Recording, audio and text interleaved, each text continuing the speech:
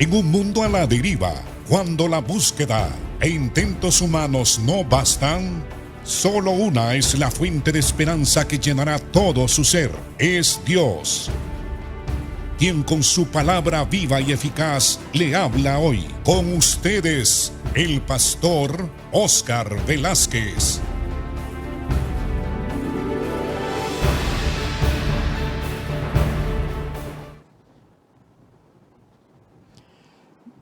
Dios les bendiga a todos. Estamos desarrollando el tema de la redención, la obra que Cristo hizo en la cruz para liberar a su pueblo del pecado y de tantas otras cosas. Estábamos hablando de la redención en los programas anteriores y dimos una definición de lo que es la redención. Después hablamos de los alcances de la redención o los beneficios que Dios nos otorga o los efectos de esa redención a favor de nosotros, su pueblo, de la iglesia. Y hablábamos en los programas anteriores que la redención nos libra de la esclavitud del pecado. Cristo dijo, si el Hijo os libertare, seréis verdaderamente libres. Y también dijo que nosotros, si permanecíamos en Él, y permanecíamos en su palabra, seríamos verdaderamente sus discípulos y conoceríamos la verdad y la verdad nos haría libres. También hablamos de otro efecto, de otro beneficio de la redención. Él nos libra del poder de las tinieblas. Hemos sido trasladados por la obra de Cristo de la potestad de Satanás a la potestad de Dios, del reino de las tinieblas al reino de luz de su amado Hijo Jesucristo. Hablamos también de otro efecto de la redención, que cuando Cristo muere en la cruz y paga un precio, el precio de nuestra salvación, el precio que tuvo que pagar por cuanto la paga del pecado es muerte, Él hace un juicio sobre el pecado, sobre el viejo hombre, un juicio sobre la naturaleza pecaminosa o la carne. Es decir, que la obra de Cristo fue completa. Es una obra maravillosa a causa de nuestra unión con Él. Nosotros somos grandemente beneficiados y bendecidos. Y también hablamos que la redención de Cristo nos libra de la maldición de la ley, porque escrito está, maldito el que es colgado de un madero. Todo esto lo hemos estado hablando, hermanos y amigos, en los programas anteriores. Hoy vamos a continuar hablando sobre los beneficios de la redención. La redención de Cristo nos libra del presente siglo malo. Pablo habla de que este siglo ha sido crucificado para él y él ha sido crucificado para este siglo, para este mundo, dando a entender que en realidad nosotros ya no pertenecemos al mundo. Cristo dijo, no ruego que los quites del mundo. Y él había en su oración hablado al Padre diciendo que nosotros no pertenecemos al mundo, no somos del mundo, pero que el Señor nos tiene en este mundo porque nos ha dado un ministerio y tenemos que cumplir con ese ministerio y con la voluntad del Señor. Y por lo tanto, el Señor dice, ora a su Padre y dice que debemos de ser santificados, o sea, apartados para Dios. En medio de este mundo malvado y perverso, tenemos que ser apartados para Dios. Santifícalos, dijo el Señor, en tu verdad, tu palabra es verdad. Y en Gálatas capítulo 1, versículo 4, Pablo, hablando a la iglesia de Galacia, dice, Jesucristo se dio a sí mismo por nuestros pecados para liberarnos del presente siglo malo, conforme a la voluntad de nuestro Dios y Padre. Está hablando, la palabra siglo quiere decir mundo, época, del presente época mala, de la presente época perversa.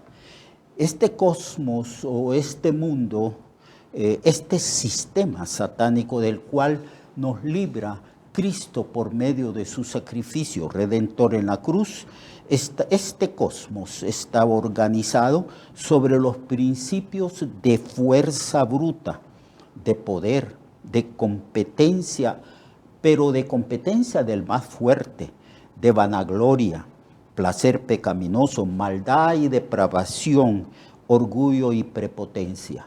Estos son en realidad los antivalores que prevalecen en las culturas que hay en este mundo. Entonces Pablo nos está diciendo que Cristo hizo una liberación, un rescate, pero que el rescate no solamente nos libra de las consecuencias del pecado, que es la condenación eterna, sino que también nos libra de la influencia del pecado, y ahora Pablo está diciendo que nos libra del presente siglo malo, del siglo perverso, dando a entender que nosotros, los cristianos, no somos del mundo, ni debemos de vivir conforme a los principios pecaminosos de este mundo. Somos diferentes, somos santos, apartados para Dios, y que la mejor manera de caracterizar al cristiano, de diferenciar al cristiano, es que nosotros entendamos lo que significa ser discípulos de Cristo, que nosotros podamos cambiar, ser transformados en nuestra manera de pensar, a través de una renovación mental por medio del estudio y de la aplicación de las Sagradas Escrituras en nuestra vida. Por eso el Señor dice que si la palabra de Él permanece en nosotros, entonces seremos verdaderamente sus discípulos.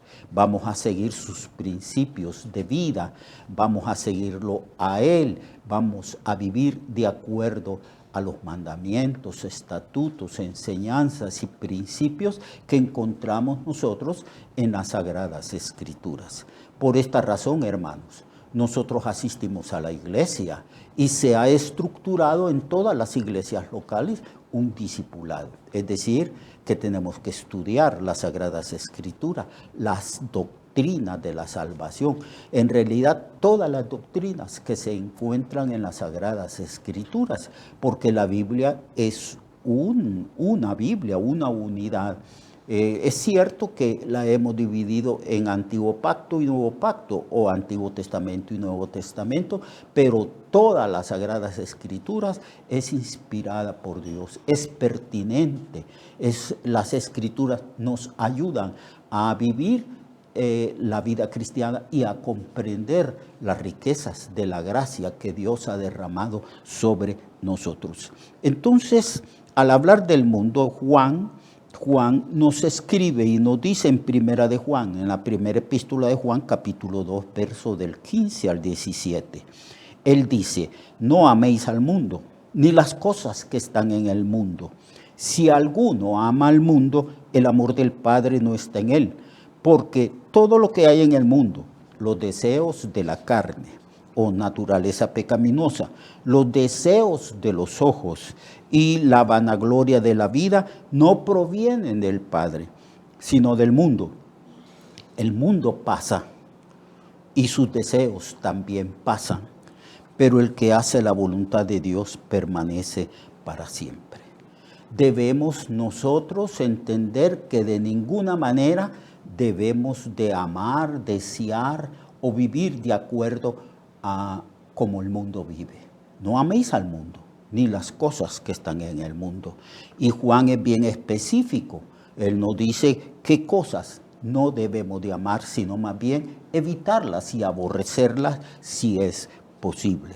Lo que hay en el mundo, los deseos de la carne, los deseos de los ojos y la vanagloria de la vida, son cosas que son propias de este cosmos organizado por Satanás. Entonces, así vive el mundo, así practicando estos antivalores, que ahora ellos le dan valor. Para ellos es importante la prepotencia, el orgullo, el sentirse superior, la competencia, dominar a los demás y demostrar a los demás que somos más inteligentes y que tenemos más poder y somos más listos. Todas estas cosas debemos de evitarlas. El cristiano debe de aprender a confiar plenamente en el Señor. El Señor es el que nos guía. Él ha hecho morar en nosotros su Santo Espíritu para guiarnos a toda verdad.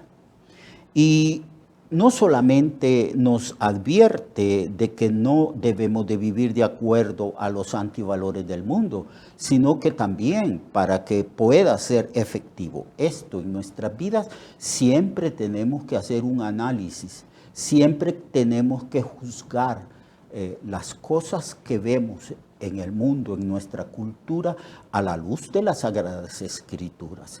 Tenemos que ser sabios, inteligentes, personas prudentes y personas que estamos constantemente analizando lo que está ocurriendo alrededor de nosotros, propio de nuestra cultura o propio de otras culturas más poderosas, de países más relevantes, países que entre comillas se dicen que son más desarrollados que nosotros. Toda esa influencia viene a nosotros a través de los medios de comunicación social, la radio, la televisión y otros medios como YouTube, Internet, etc.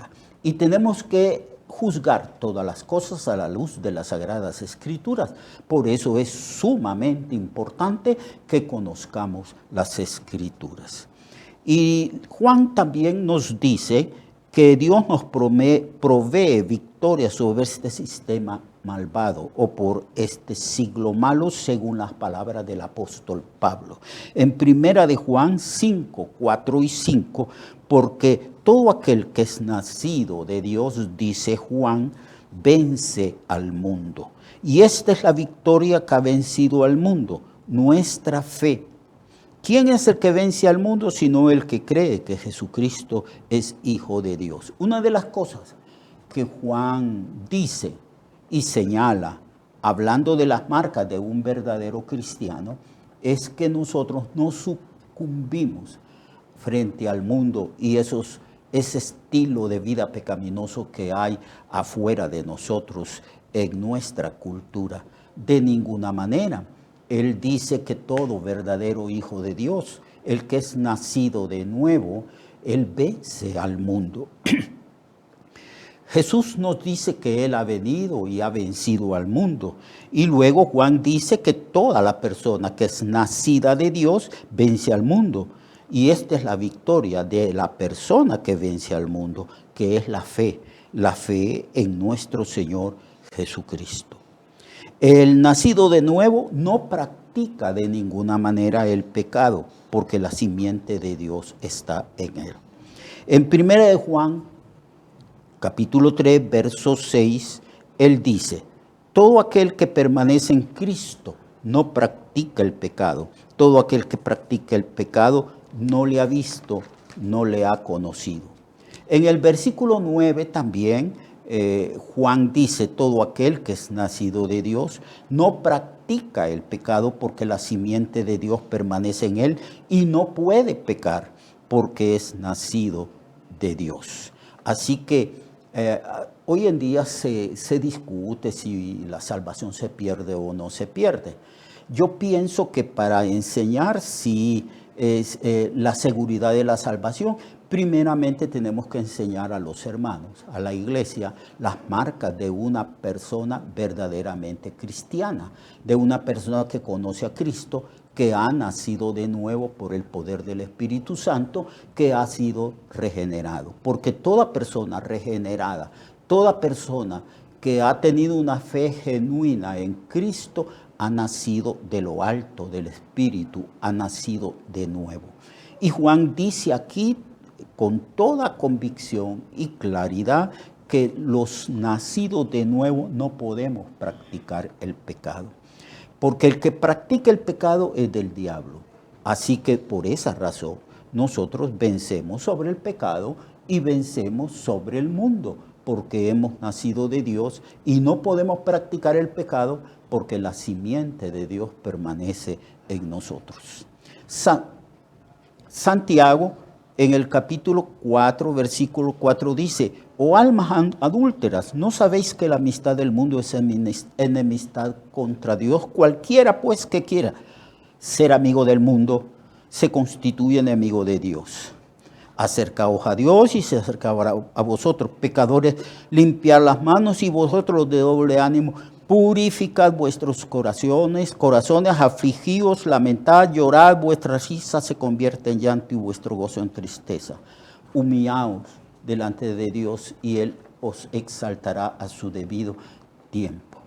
Así que aborrezcamos las cosas del mundo, porque por la redención de Cristo nosotros hemos sido liberados de la influencia de este mundo, de este cosmos organizado por Satanás. Somos, como dice Pablo a los Gálatas, que nosotros somos crucificados al mundo. El mundo es crucificado a nosotros, y que por la obra de Cristo en la cruz somos libres de la influencia de este mundo, de este cosmos, de este sistema pecaminoso.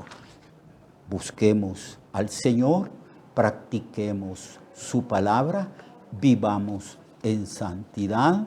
Seguid la paz, dice, para con todos, y la santidad, sin la cual nadie verá al Señor.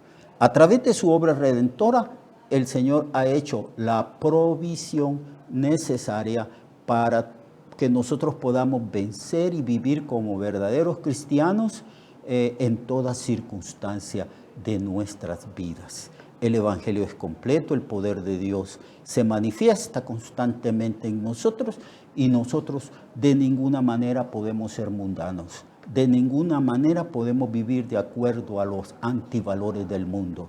Nosotros tenemos una ética superior, una moral superior. Vivamos como Dios nos dice que vivamos, porque somos libres para ello. Que Dios le bendiga, hermano, que Dios le guarde, le proteja, y la gracia del Señor y su poder esté con usted para que le dé victoria en todo. Recuerde que su vida puede cambiar y mejorar, porque la palabra de Dios es viva y eficaz, y más cortante que toda espada de dos filos. Hebreos 4:12. Nuestra oración y deseo es que esta palabra predicada lleve mucho fruto. Le esperamos en el próximo programa, a esta misma hora y en esta misma estación.